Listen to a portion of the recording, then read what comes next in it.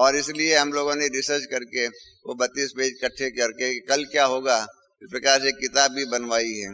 और जो मतलब प्राइवेट सर्कुलेशन के लिए है, जिसके अंदर अलग अलग समय पर अलग अलग साकार और अव्यक्त मुरलियों में बाबा ने अंतिम समय कैसा होगा, उस समय पर क्या होगा, वो खूने नहाक का खेल जो होगा वो कैसा होगा, इन सारी बातें जो है बाबा ने बताई हुई है। अनेक बातें बताई हुई है। एक ही सैंपल बताता हूँ आपको कि बाबा ने कहा हुआ है बॉम्बे वालों के लिए खास, यहाँ कोई बॉम्बे वाले बैठे हुए होंगे थोड़े,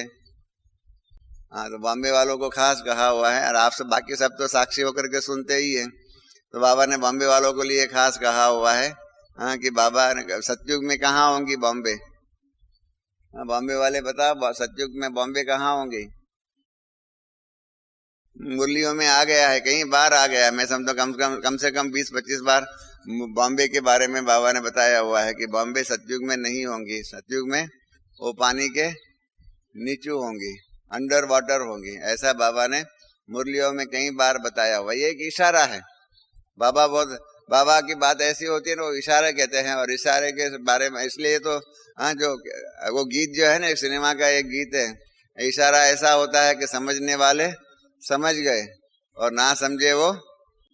मालूम है ना वो गीत में, तो इसलिए समझने वाले बाबा का इशारा समझ जाते हैं। और इसलिए हम कई बार कहते हैं सबको कि आपको बॉम्बे देखना हो ना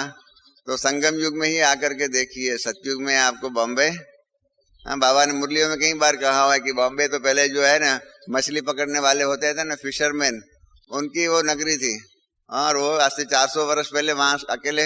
हम मछलियां पकड़ने वाले ही रहते थे, और वो जगह को जो है ना पोर्चुगीज लोगों ने जीत लिया था,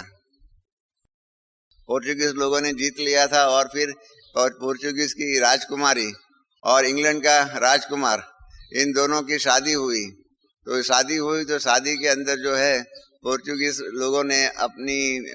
बेटी जो राजकुमारी जो थी उसको दहेज में बम्बई जो है ना वो इंग्लैंड को दिया।